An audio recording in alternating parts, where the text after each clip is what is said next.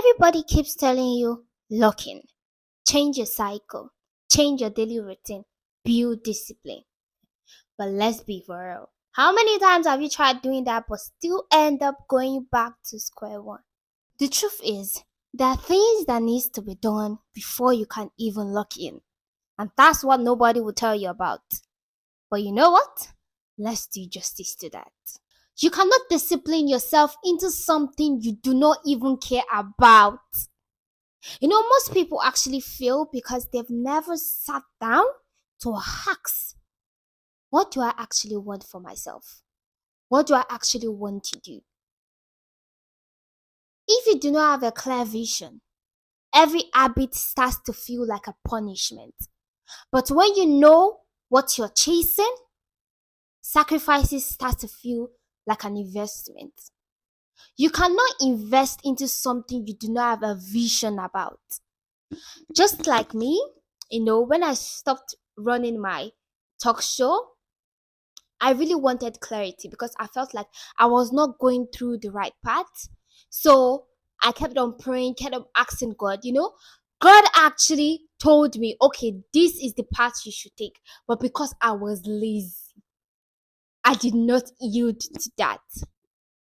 But I came back into praying again and God still showed me, oh, this is still the same thing I want you to do. Now I received my clarity. Now I am disciplining myself to keep making videos. So clarity always comes before discipline. You cannot discipline yourself into something you are not clear about. You don't have a clarity over this thing and you want to discipline yourself into doing this thing. It can't work. You cannot build healthy habits on broken foundation. If you're still carrying shame, guilt, and unhealed pain, you just end up sabotaging yourself. Some people tend to create new routines but end up falling off. Why? Because they cannot come to accepting that better version of themselves they're trying to recreate. You do not need a morning routine. You need to heal first, forgive yourself, and embrace that better version of yourself.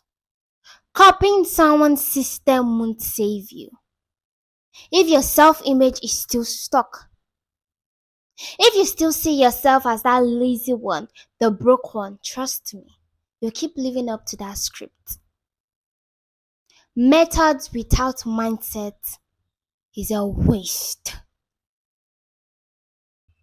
Just because you see somebody routine and you want to, develop that method, you want to copy that person's routine, you're not going to do well. You're not going to be better. You're just going to deceive yourself.